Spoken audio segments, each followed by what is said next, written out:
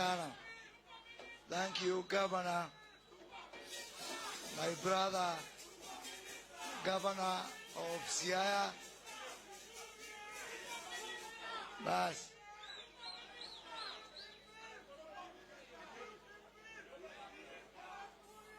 What a day. What a day. Governor James Orengo,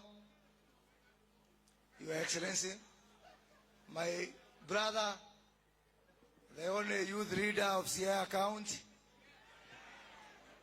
Dr. Oburu Oginga, viongozi wote, county executives, Jodhulo Untie, Jodhulo Mall, Siaya Moso, Jarego Dinadi. Ningeendelea lakini I have some people who don't understand our language. So just allow me to continue in national language. And you know, I've been launching these industrial parks in Swahili. So today I'm happy it is the only day I can launch an industrial park completely in English. A testament that I'm in the great county of Siaya. You know, during the Second World War,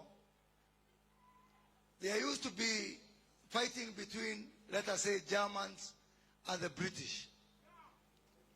And during tea time, someone will just shout, tea time. And when they shout tea time, it means everybody focus on having a cup of tea, and there's no more shooting and no more fighting.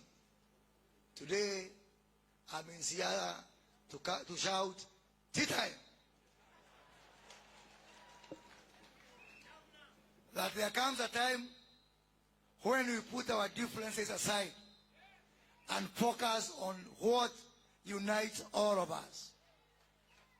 And this journey of development and this battle to put money in the pockets of our people is actually a moment of tea time when we pack our guns, get together as brothers and sisters, in the words of Governor Orengo, one people, one country, one nation.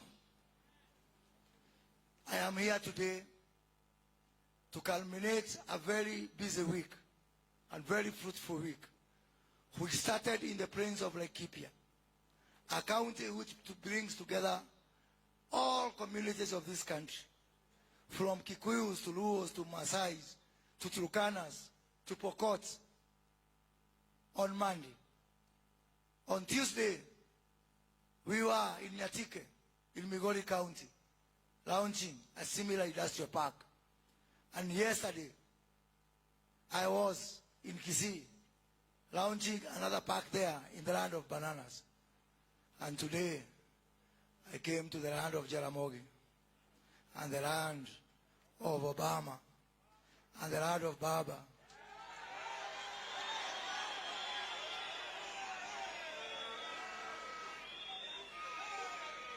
And the land of the great James Orengo, to say that indeed development has no boundaries and we are all one people. What would make me more proud that coming back here in Alego in 2 years' time and finding, as per my estimate, around 20,000 people working here, working on a very thriving fish industry, where today I am not coming with new fish. It is the same fish that is found in this treasure of yours called the lake. But I am here today to ensure that you reap maximum benefit from your fish. The same fish that you have. Once we do value addition, once you do processing of your fish, once you sell your fish directly from Alego, as that young girl has said, from Siaya to the world, it will make my heart melt with love. how happy will I be if today I'm wearing clothes which are not benefiting the people of this country? But when we work together on the cotton industry here in Siaya, and within 2 years, we come back and say, we are now wearing clothes made in Siaya, not just by tailors of Siaya, but Siaya farmers toiling in their farms and helping us to clothe ourselves. For indeed, it's a shame that 60 years after independence, we continue to import clothes when we can actually make our own cotton. The same for all the other products. I have seen a lot of activities on sunflower and other edible oils. This year, Kenya will import crude palm oil worth 150 billion Kenya shillings. That money will benefit people of Malaysia, people of Indonesia, people of other countries. That money will create jobs in Indonesia and Malaysia. It is my humble contention that these jobs are required here in Kenya more than anywhere else. If we continue importing shoes, when we can, I've seen here some efforts to have some leather coming from fish as a byproduct of fish. And as I said on Monday in Laikipia, I look forward to next year where I'll ban all imports of shoes so that the people of Siaya and the people of this region can be able to convert fish into leather, into shoes, into bags for our ladies, into belts, so that we can also put money in our pockets. This program is a shared program. Kenya shillings 250 million from national government, Kenya shillings 250 million from the county government of Siaya. And I want to thank my brother Governor Orengo and the county assembly, especially the county assembly, for supporting the governor's program. I must say the governor has been, I must say, the most enthusiastic governor on this program. Although it's a program for the entire country, he has always been bothering me. And yesterday he had to come to Kisumu to ensure that I am there, and he gave instruction to the airport that they should close the airport for me until I launch this industrial park. I want to thank you, Governor, for that cooperation, because really it makes my work easier when we have a governor who is progressive, a governor who wants to do the best for our people, and the governor who knows that one day, after we leave this world, we are going to be remembered by our actions. Governor, I want to tell you for what you are doing today. These people of Siaya, I am very sure they will vote for you again.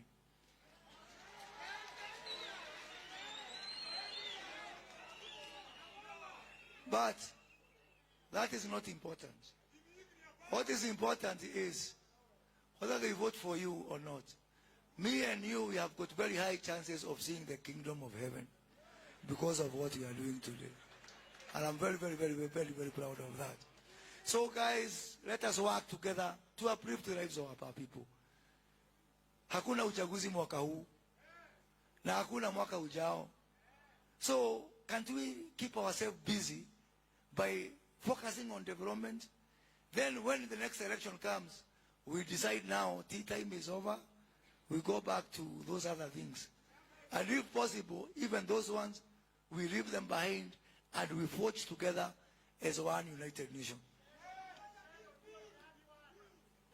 Sitting here, standing here as a minister in charge of investment, trade and industry, I feel a sense of foreboding. When I remember the journey that myself, Brother James Orengo, Senator Oburu Oginga have come from. On 20th of January 1994, we were here, a whole 29 years ago, to bury Jaramogi Oginga Odinga, the man who instructed Otieno Kajwang to represent me in court and get an injunction that stopped me from being expelled from the University of Nairobi. And when I came here to bury him, I came to thinking we were coming for a burial. Until now, James Orengo quoted Mark Antony and told us that he was not coming to bury Oginga. 1 year later, when we had our first anniversary, the first Teraburu of Jaramogi, I was at Kango Kajaramogi. And I remember I was sitting next to Oburu. And Oburu had a very long kabuti. That time, President Moi had said there's not going to be any live music in that Teraburu. And the leadership of this region was saying, no way. So we were there, and it was getting dark. Olusegun Obasanjo was there. That time not as a civilian president, but a former military ruler. And when the music started, I remember it was around 6:30 p.m. Okachi Bigi started playing Sarah. And as they say here, no sooner had Okachi Bigi started playing Sarah, tear gas was thrown. And I remember Oburu and I, we were helping each other buy the cactus at Kango Kajaramogi to escape from a DC called Kirito Amai. And then we were whisked to safety. We went to a powder farm, and Baba prepared for us the best chicken I've ever tasted in this side of the world. That is 28 years ago. Today, I'm here as a minister.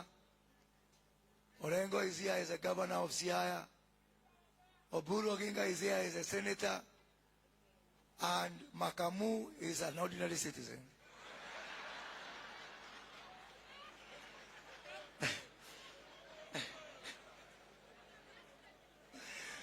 Ndugu yangu Makamu, I told him, go back to Siaya.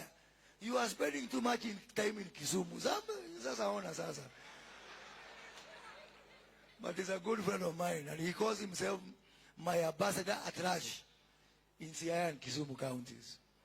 So, Governor, as we agreed, for us to gain meaningful use of this industrial park, we must also focus on production. And at the heart of this issue of production, we need to ensure that we give these people the means for them to work for themselves. We've talked for many weeks now about the issue of cotton seedlings. I sent my PS for industry, Dr. Juma Mukwana here. He worked with you. And now, today, this morning, I had a discussion with our Ministry of Agriculture. And we also had a discussion with you. And we agreed that in the spirit of real devolution, we have to ensure that we give counties the capability to produce their own seedlings. As you have promised me, as we build this industrial park here, as we seek to bring investors from all over the world to come here, we need also to ensure that you have your own capacity to produce your own seedlings. You have promised me that you'll avail, apart from this land, another 70 acres in Ugenya.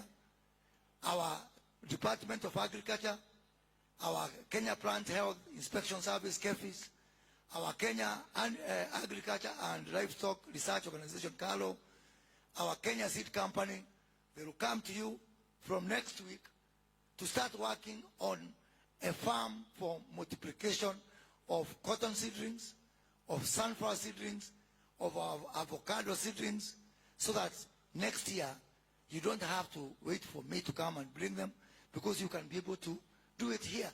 And that's how we are going to support the revolution. And that's how we are going to develop this country.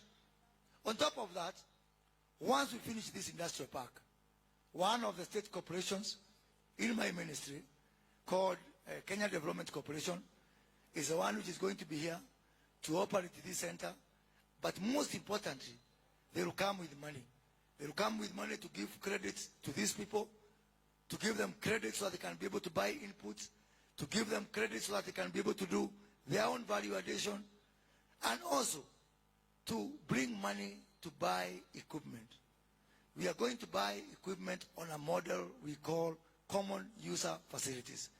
That means even a hustler from Rarieda who does not have any money to buy big equipment can come right here, use the common user machines that we put here. For example, they can come with their fish here, rent our machine, process the fish, rent our packaging equipment, pack their fish, sell to the export markets right from here. You don't have to be big, and nobody is small to be able to use this industrial park. We want to grow together. You know, I say, if all the 47 regions of this country are able to pull together, kwetu tunatoka kitu fulani, hapa samaki, hapa cotton, hapa area Kisii, bananas, another area beef. This country will grow and will be both rise together. That is why I am very much focused on ensuring that we have got 47 mini economies that are all working, producing, contributing to our national good. And you know, in 1965, Mboya, Kibaki, and other people, they did a lot of good things. But there's one mistake they made. And I'm sure Dr. Oburu Oginga, you will support me in this one. This sessional paper number 10 of 1965, that is the source of all the problems we have in this country. When people put ink on paper to say that there is part of this country that is classified as useful Kenya and other parts which are classified as useless Kenya, we are still paying for that misadventure that happened 60 years ago. And that is what I'm trying to resolve to this. For me, all parts of Kenya are useful.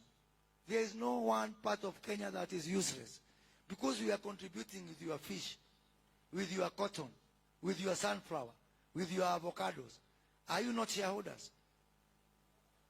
By the mere products that you have that can contribute to our jobs, contribute to our foreign exchange, contribute to our national GDP. Everybody in this country is a shareholder, and as I complete this program, you'll be able to see that we can all move together. Siku ya Jumamosi, mimi ni shabiki wa mpira na nashabikia timu inaitwa Chelsea huko juu, na hapa chini mimi mnajua ni mtu ya Gor Mahia. Kogalo, Kogalo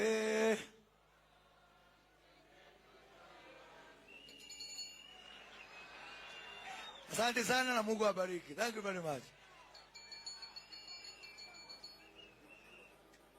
Thank you very much. Bwana CS, before you go to your seat, kindly.